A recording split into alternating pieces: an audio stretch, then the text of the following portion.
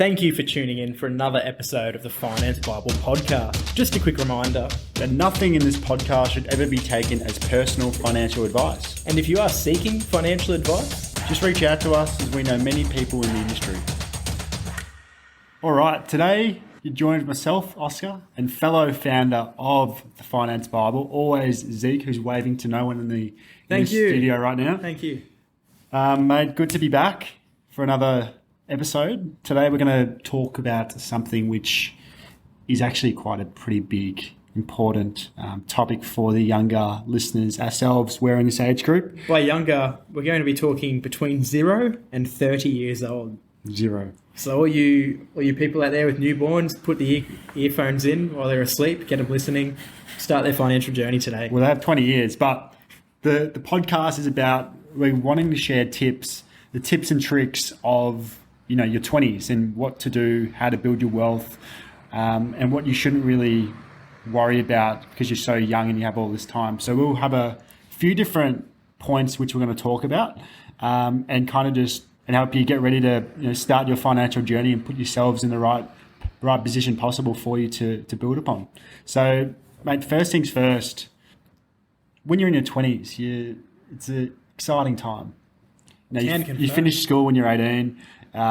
First year after school was kind of just a bit of for me, it was a bit of a blur. I literally just had fun, had a part-time job, probably working 1 or 2 days a week. Don't even know how I could afford things if I was like 1 or 2 days a week. But, you know, just having a bit of a party, I reckon, my 18, 19 and 20. Huge if true. Well, it is true. It's what happened. Well, there you go. But like hitting your 20s, it's kind of a bit of a milestone because you have 10 years to kind of build up your foundation. So it's kind of like building a house. I refer to your 20s as the Bahamas. Everything happens in your 20s and everything happens in the Bahamas. Yeah. Everything, you name it, it's happened. What the hell's happened in the Bahamas? What hasn't happened in the Bahamas? Right. Exactly. Some of your calls are just... well, okay, let's say we're in the Bahamas. We want to build the foundation for the future. And the 20s is the way to do that. And it is the Bahamas. A lot of people in the Bahamas, that is, miss out in their 20s and just party, spend money. You hit your 30s, you hit your mid-30s, and you speak to them today, people who have been in that position. I've met a couple individuals myself who have had that experience. Their number one regret is going to the Bahamas in their 20s and not planning, you know, for their 30s, 40s, not building that foundation. So we are big believers that the 20s is the most important age bracket to start the foundations. In your 20s, you're still young. First thing to get off the list, you can take risks. Yeah. It's okay. You're pretty well going to recover from whatever you do financially. If you go out and you make a mistake, you buy a crap share or whatever it is, chances are you're not going to be like bankrupt from it in 50 years' time. You're going to be okay. You've got time. And you'll learn from it. You'll learn why the share didn't perform. You know, why was it potentially good? Why was it bad? And then you just adapt from that. So next time you look at a stock, you're looking for something which didn't have the attributes as the one before. So on that note, you'd look at invest. And also, investing is a key part of it, but also, what are you passionate about? Like, do you want to go traveling? Do you want to move cities? What do you want to do? Like Zeke and myself, for example, we both moved to Sydney I was, you know, a year and a half ago now. Zeke was probably the same. So early 20s, we both moved different cities. And that was a risk that I was willing to take, even though I didn't know what was going to be on the other side. And Zeke's the same situation, but it's paid off. And even if it didn't work, worst case scenario would be, I'll just move back home. Like, I'm still young. I don't have time. My life isn't over. Like, you know, I can still plan. I can still build a career of whatever I want to do. But, you know, even if it's that, go for a gap year, go live in, you know, Europe for 2 years, whatever you want to do, just, you have time. Live your life. Take a few risks. Do what you've got to do. If you're passionate about going to Europe, go to Europe. Risk it for the biscuit. Investing in your early years is really important. As a 20-year-old, you know, well, I started investing as an 18-year-old, compounded over 2 or 3 years, and that's how I was able to get my first property. you've got plenty of time for compounding to occur when you're in your 20s or before your 20s. Yeah, I was on TikTok the other day, and there was a lady, I forgot her name, but she was getting interviewed, and she said she showed like the power of compounding. And I was speaking to Lockie, my girlfriend, at home the other night about it, because it was pretty interesting. We were saying, what the lady said. She said, all right, if a 20-year-old invested $100 per month into NASDAQ, for example, or just like an ETF, generic ETF, at the age of 65, they would have an asset base of $1 million and a bit more, just through compound interest. But if that 20-year-old waited 10 years to start investing, instead of the 1 million, they would have around 400,000. So it's literally a $600,000 difference for 10 years. Oh, damn. Which is pretty insane. And that's just through the NASDAQ. Like, imagine if you put it in different investment options which return higher.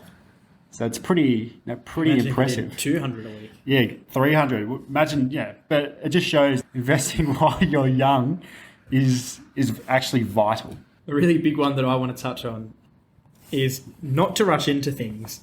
I'm talking a few different things here. Oh. First of all, impulse spending. I want a PS5, going and buying that PS5 right now. Wait 2, 3, 4 weeks. If you still want it after that, buy it. Go ahead. It's probably going to add value. Oh, but what if you're waiting, a year pre-sale before it comes out? You want it for a whole year. Just go get it. Oh, yeah. If you've wanted it for a whole year, fair enough. But I'm saying if you decide, I want something, and you just go buy it. The amount of times I've done that in my previous years where... You're going to say your previous life. I can't even think of an example, but there's dozens of them. You just wake up, you see something, I want that. You buy it, and then a week later, you're like, what the heck? Yeah. Or then it goes on special for Black Friday or something, and you're like, oh. Yeah, literally drops. So impulse spending is one. The next one is family. Don't rush into pumping out kids. Yeah, that's a big one because kids are expensive. Yeah, and along with I've heard. I've heard. They are, mate. And with that, hand in hand, don't go rushing into purchasing an owner-occupied house. Family and houses are very, very expensive. They're a long-term commitment. So if you go ahead and rush into something like that, chances are you're going to be worse off than a lot of people, and you will regret it. Well, or you may not regret it. Yeah, well, depending where you buy. You'll love your kid, but financially you'll probably regret it. Well, yeah, yes and no. Like with buying an owner-occupier house, obviously there's good pockets, bad pockets. Some places might build up a lot of equity in 1 or 2 years' time, and you can pull that out and service an investment property and start it that way. So there are pros to the cons, but yeah, look, families. I want to have my own family one day, but I'm not rushing into it because I know that if I had kids, I don't even want to think about it right now. But if I did, mate, it'd be expensive. So I picture your kid running around in bloody Louis Vuitton flip-flops and stuff, mate. Ease up, mate. I definitely will not be having a kid ever. Yeah, right. So all your female fans listening, they've just crossed you off their list. Well, don't count me out. But I'm not providing children. All right, next one. Moving on from those comments.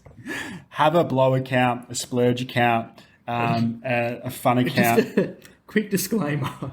Have a blow account, a fun account. We're talking about money to spend. We're not talking about an actual blow. I think only your mind is going that way. No, can confirm a lot of listeners have been querying. We'll put a survey up.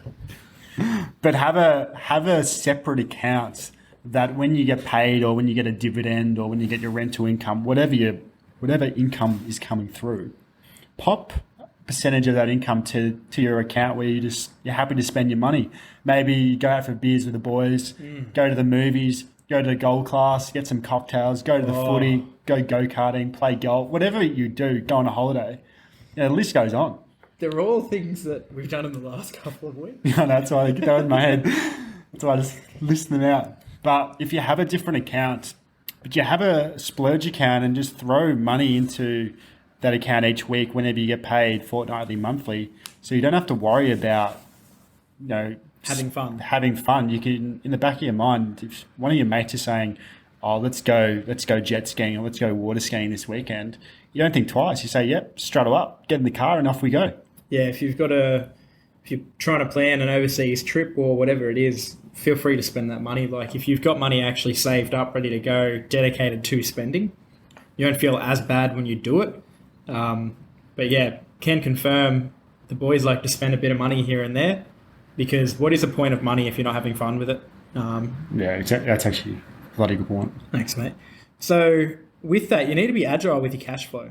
You need to be aware of expenses. You need to have buffers and stuff in place and ready to spend more sometimes than other times. Like if you've got rego coming up or a large bill or an insurance for your home or something like that, things that are like 2, 3, 4 grand coming up, you need to have that kind of buffer built in, ready to go, especially while you're young. If you suffer a medical event or something, chances are you're not going to have insurance as a 20-year-old. So you need that kind of buffer ready to go. Yeah, always have a bit of a safety barrier at all times, I reckon. Because, yeah, like you said, when I was a bit younger, there's been cases of, big payments come up and I haven't planned accordingly. And then all of a sudden you've got like $20 and you're literally thinking, when do I get paid next? Come on, let's go, hurry up.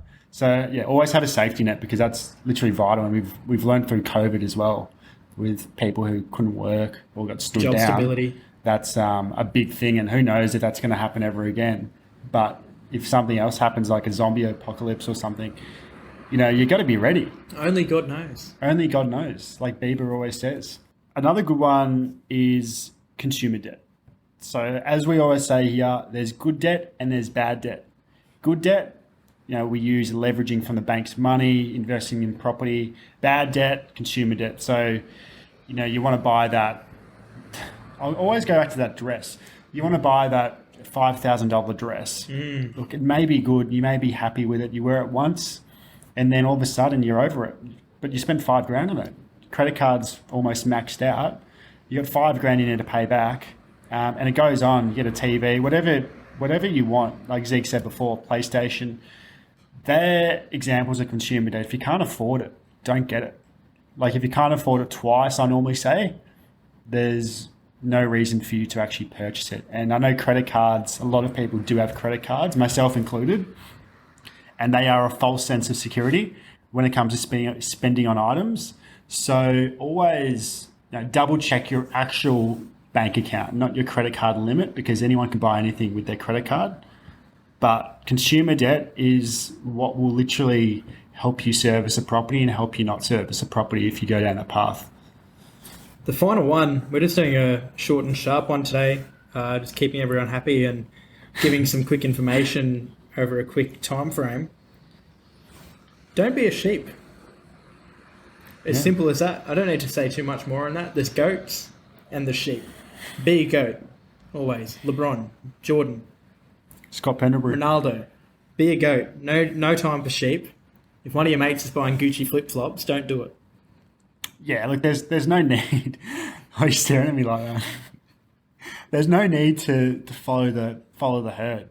You want to, people may not, but I know myself and Zeke, we want to get out of that rat race, want to get out of that sheep mentality of the typical individual. Run your own race. Don't follow someone if they're buying those flip-flops, if they're buying the next big phone or whatever it may be. Because if you do that, you're just purchasing it to make other people happy, to see you wearing it, thinking you're cool. And down the track, with consumer debt as well, it probably just all adds up. So, very good point to finish off there. Being a sheep is bad. You're joking. That is so bad. It's so what? Bad. I'm not even trying that again. That's so shit. I will not be editing that out either. That is so bad. I hate myself now. Well, let's end it on that note. It just came up. Let's end it on that note. It just came up as soon as I said bad. Wow. All right, we'll catch you all next time for another episode. But until then, keep budgeting, keep investing, and keep listening.